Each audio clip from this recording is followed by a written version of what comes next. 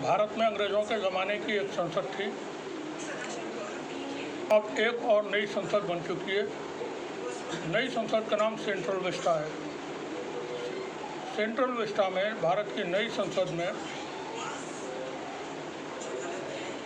एक संविधान को लाने से पहले, संविधान को ला करके वहाँ पर रखने से पहले एक संगोल नाम का डंडा, बैत, लाठी वो पहले रख दी गई। राजदंड उसको नाम बताया गया कि इसको ये राजदंड के तौर पे पहचाना जाता था पहले राजा महाराजाओं के। चूँकि संगोल के बारे में कम से कम मुझे तो कोई जानकारी नहीं है किसी भी तरह की, क्या है उसकी हिस्ट्री। अब राजदंड जो है वहाँ पर ला करके पूरे पूजा पाठ वगैरह के साथ रखा गया। उसके बाद में नई संसद के अंदर जब ये अभी स्पेशल सेशन जो सरकार ने बुलाया था वो हुआ 5 दिन का, तो उसमें सांसदों को संविधान की प्रति जो कॉपी है वो दी गई। उस संविधान की नई उस कॉपी में जो पार्लियामेंट के मेंबर्स को दिया गया था, उसमें सेकुलर और सोशलिस्ट दोनों शब्द नहीं थे। वो कॉपी उनको उपलब्ध कराई गई। मोहम्मद आज़म खां भारत की राजनीति के एक बहुत जाने माने नाम है और बहुत उनको लोग पहचानते हैं, बहुत अच्छे बयान देते हैं। एक बड़ा नाम है भारत के पॉलिटिक्स में उनका। समाजवादी पार्टी के संस्थापक सदस्य हैं। स्वर्गीय माननीय मुलायम सिंह यादव जी के वो साथी रहे। उन्हीं के साथ मिलकर के उन्होंने अपना पूरे जीवन की जितनी सियासत थी वो की।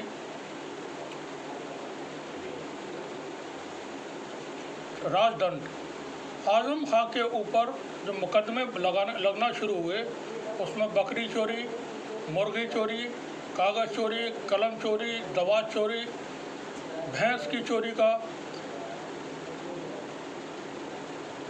तकरीबन 100 कुछ मुकदमे, 168 या ऐसी कुछ संख्या सही से नहीं पता हमको, वो उनके खिलाफ दर्ज किए गए। अब मोहम्मद आज़म खां जैसा शख्स बकरी चोरी करने जाएगा, जो कैबिनेट मिनिस्टर है, अपनी पत्नी को साथ में लेकर के किसी बैंक में रॉबरी करेगा, वो लूट करने जाएगा और वहाँ से 16,000 रुपये की पति पत्नी दोनों, जो पत्नी सांसद थी और आज़म खां कैबिनेट मिनिस्टर थे, वो दोनों जाएंगे पति पत्नी और 16,000 रुपये की वो लूट करके लाएंगे। ये हैरान होने वाली बातें हैं, लेकिन परेशान किसी को नहीं करती इत्तेफाक से, क्योंकि ये हो रहा होता है एक ऐसे लोगों के ख़िलाफ़ जिनके ख़िलाफ़ समाज में नफ़रत भर दी गई है, जिनको दुश्मन बताने की कोशिशें होती रहीं, साबित करने की कोशिशें होती रहीं। अब आज़म खां के ख़िलाफ़ जो हो रहा था उससे लोगों को कोई परेशानी नहीं थी, बल्कि अगर सोशल मीडिया पे आप जब तलाश करेंगे तो लोग खुशियाँ मना रहे थे। और जैसे हम बीच में देखते थे अतीक अहमद का किलिंग हुई, अशरफ की किलिंग हुई, तो फ़ौरन ट्विटर पे और सोशल मीडिया में दूसरे प्लेटफॉर्म्स पर, यहाँ तक कि मीडिया के अंदर अब नंबर आएगा वो मुख्तार अंसारी की तरफ। तो एक वर्ग को आपने टारगेट पे लिया हुआ था, और जब राजदंड से काम लिया जाता है तो वो एक वर्ग के को ही टारगेट नहीं किया जाता, उसमें हर वो व्यक्ति टारगेट किया जाता है जो सत्ता का विरोधी हो या सत्ता के से सवाल करने वाला हो, सत्ता की कोई कमियां हो उनको उजागर करने वाला हो, राजकाज में उन खराबियों को बताने वाला हो जो समाज के खिलाफ हैं।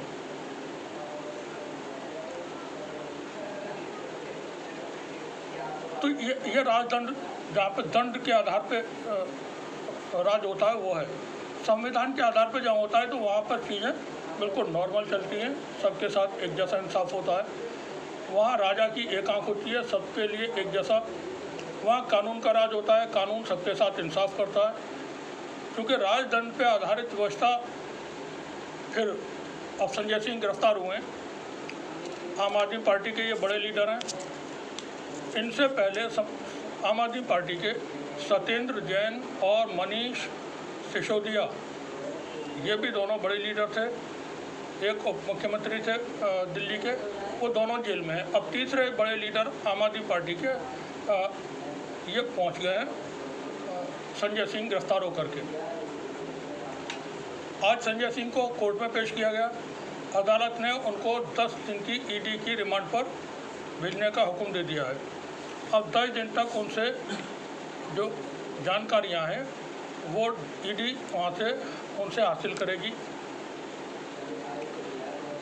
संजय सिंह की जो गिरफ्तारी हुई है वो दिल्ली में एक आबकारी नीति बनाई गई थी कोरोना काल के दौरान, उसमें मनी लॉन्ड्रिंग के मामले को लेकर के बुधवार को हुई थी।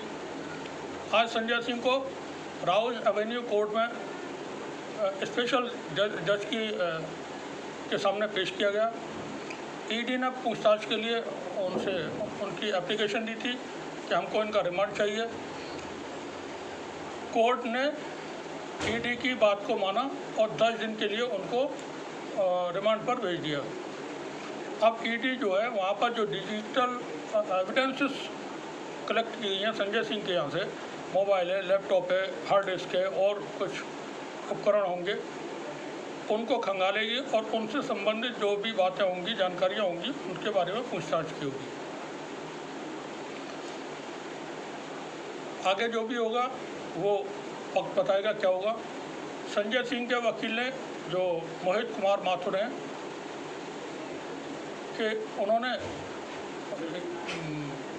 इसका बचाव किया कि इनको रिमांड नहीं होना चाहिए। मोहित माथुर ने कहा कि ईडी के इशारे पर दिनेश अरोड़ा अपने बयान बदल रहे हैं। अब ये दिनेश अरोड़ा वो हैं जिन्होंने संजय सिंह का नाम लिया था पहले कि ये भी शामिल है। मार्च अप्रैल में उन्होंने ये बयान दिया था और उसके बाद उनको जमानत मिल गई थी। वो भी इसी आबकारी नीति के मामले में गिरफ्तार होकर के जेल गए थे। अब संजय सिंह के बाद क्या होगा, हम सब इस पॉइंट पर आते हैं। संजय सिंह तो गिरफ्तार हो गए, अब उनको साल, 1.5 साल, 2 साल जो भी वक्त लगेगा वो आराम से जेल में रहेंगे। मेंबर ऑफ पार्लियामेंट हैं, तो दबंग लोगों को या पॉलिटिशियन जो बड़े होते हैं उनको जेल में कोई परेशानी नहीं होती। मोबाइल से लेकर के चरस, गांजा और भांग, इवन ये कि शराब, चिकन, मटन, बिरयानी, जिसको जो चीज़ चाहिए वो उपलब्ध वहाँ हो जाती है। उसका एक पूरा प्रोसेस है, कभी ज़रूरत पड़ेगी तो वो हम बताएंगे आपको। बहुत सारे लोग ये समझते हैं कि जेल के अंदर चीज़ें नहीं मिलती हैं, सब मिलती हैं। उसके लिए आपके पॉकेट का जो साइज़ है वो कितना बड़ा है वो उस पर डिपेंड करता है। एक आदमी जेल के अंदर कई मोबाइल इस्तेमाल करता है, ओपनली रखे रहते हैं, ऊपर से तार आ रहे होते हैं, वो नीचे रखे हुए मोबाइल चार्ज हो रहे होते हैं। और ये चीज़ें जो जेल के कर्मचारी होते हैं, बंदी रक्षक वगैरह, उनकी जानकारी में होती है और वो अपनी आंखों से देखते हैं कि हाँ साहब, यहाँ फलाने भैया जी का, फलाने भाई साहब का मोबाइल चार्ज हो रहा है और कोने में खड़े होकर के या चादर ओढ़ करके भाई साहब बात कर रहे हैं। तो ये कभी हम पूरी डिटेल में आपको बताएंगे कैसे होता है ड्रग्स का कारोबार और सट्टे का। जेल में सट्टा भी बहुत बड़े पैमाने पर लगता है और वो जो सट्टे का काम है वो पूरा एक व्यवस्थित काम है। तो सट्टे का काम भी बड़े पैमाने पर होता है। अब संजय सिंह के बाद क्या होने वाला है, हम यहाँ पर आते हैं इस पॉइंट पर। अब आम आदमी पार्टी के अंदर 2 बड़े लीडर बाकी बचे हैं, बाकी छोटे छोटे हैं। सबसे बड़े लीडर तो उनके लीडर हैं अरविंद केजरीवाल, जो पार्टी के संयोजक हैं और दिल्ली के मुख्यमंत्री हैं।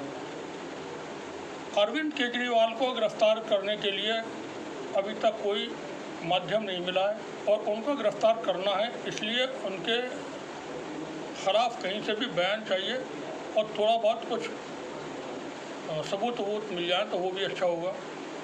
दूसरे बचते हैं राघव चड्ढा, वो भी मेंबर ऑफ पार्लियामेंट है, राज्यसभा के सांसद हैं। अच्छा, अब सिर्फ अरविंद केजरीवाल और हैं टारगेट पर आम आदमी पार्टी में फ़िलहाल। केजरीवाल साहब की गिरफ्तारी, ये 5 राज्यों के जो चुनाव होने जा रहे हैं, जो दिसंबर तक मुमकिन है पूरा हो जाएंगे सब, उसके बाद कई सारी गिरफ्तारियां होंगी।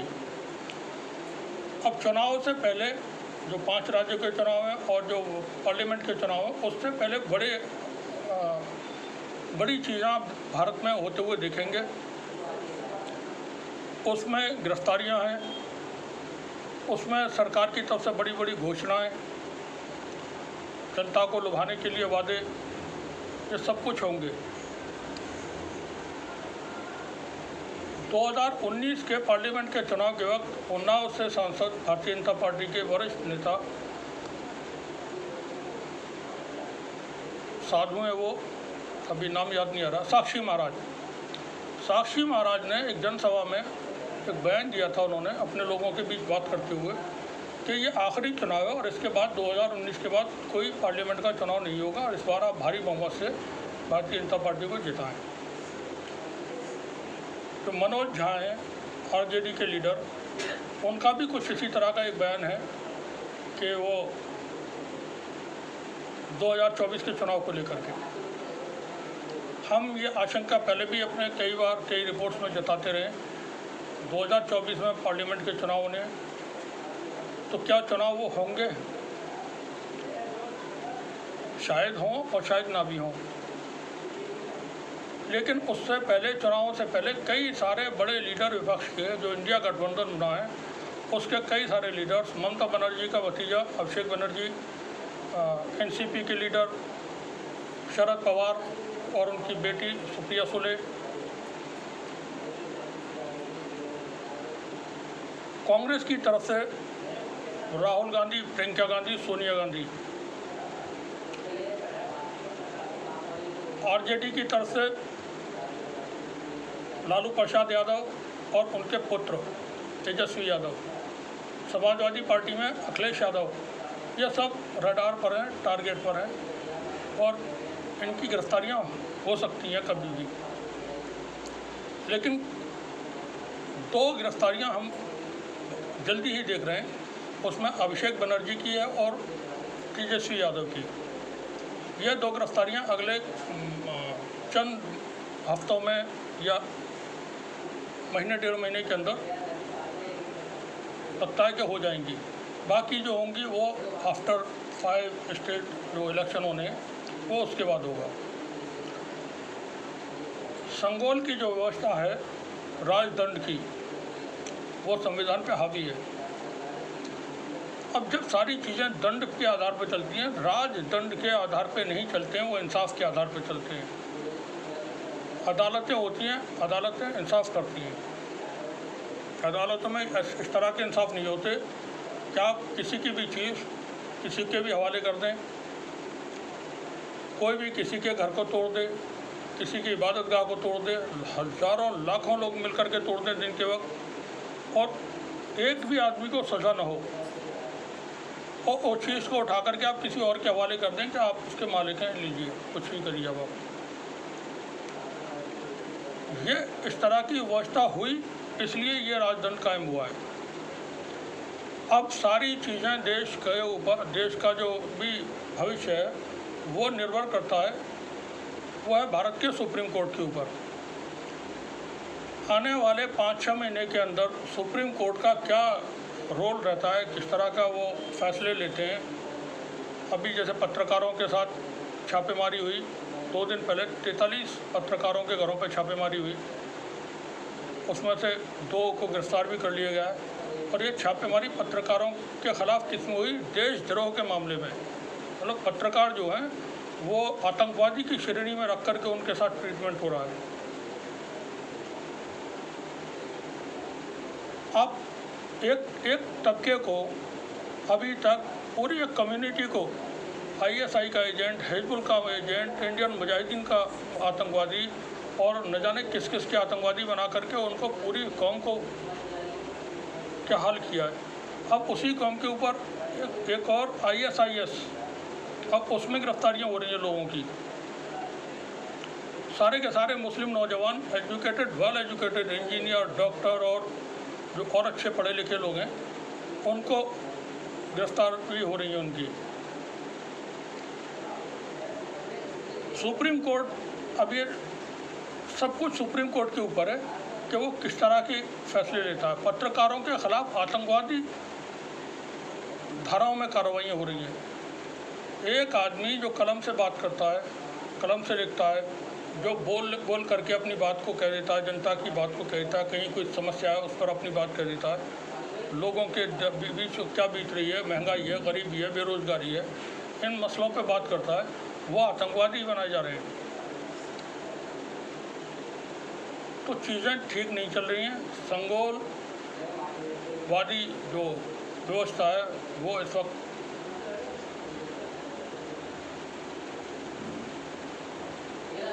तो अभी चुनावों से पहले 2024 के पार्लियामेंट के चुनाव से पहले देश में बहुत कुछ उथल पुथल होगा। जैसे हमने कहा, सोनिया गांधी और प्रियंका गांधी और राहुल गांधी ये भी रडार पर हैं। जनवरी के महीने के अंदर 2024 में जनवरी के महीने के अंदर इनके खिलाफ कार्रवाई होने की पूरी उम्मीद है कि इनको भी गिरफ्तार किया जाए। जब कोई होगा ही नहीं बाहर तो आप इंडिया गठबंधन बनाओ, कुछ भी करो, चुनाव कौन लड़ेगा, कौन लड़ाएगा? बड़े लीडर्स जेल में पड़े होंगे। और राकेश टिकैत जो किसान आंदोलन के एक बहुत बड़े चेहरा हैं, किसान लीडर हैं, उनका वीडियो आप अगर देखेंगे, वो शायद आज तक की एक डिबेट में बोल रहे हैं कि हारे हुए उम्मीदवारों को जीत के सर्टिफिकेट, उनका दावा यहाँ तक है कि 100 लोगों को यूपी के इलेक्शन में 100 से ज़्यादा लोगों को, हारे हुओं को जीत का सर्टिफिकेट दे दिया गया। और वीडियो उनके मौजूद हैं, सोशल मीडिया पे आप देख सकते हैं। जो मौजूदा सत्ता है वो सरकार से जाना नहीं चाहती किसी भी सूरत में। मौजूदा प्रधानमंत्री तीसरी बार अपने आप को खुद ही घोषित कर चुके हैं कि वो प्रधानमंत्री पद के उम्मीदवार हैं। अभी तो खैर वो हैं ही 2 बार से, तीसरी बार के लिए उन्होंने खुद ही ऐलान कर दिया है। जनता देख रही है, जनता क्या फैसले लेगी, क्योंकि धर्म का जो है, अब जैसे जनवरी के महीने में राम मंदिर का पूरा एक वहाँ पे प्राण प्रतिष्ठा वगैरह होनी है, तो पूरा महीना 1 जनवरी का और आधी फरवरी वो निकल जाएगी राम मंदिर आंदोलन की खबरें चलने में टेलीविज़न पर। जनता को भावुक किया जाएगा, धार्मिक मुद्दों पर लौटेंगे, सांप्रदायिक मुद्दों पर बातें आएंगी। अब वहाँ देखते हैं ये महंगाई, ये गरीबी, ये बेरोज़गारी और जो तमाम चीज़ें हैं वो कहाँ तक एग्जिस्ट करती हैं। तो बने रहिए हमारे साथ, देखते रहिए टीवी न्यूज़। शुक्रिया आप सभी का।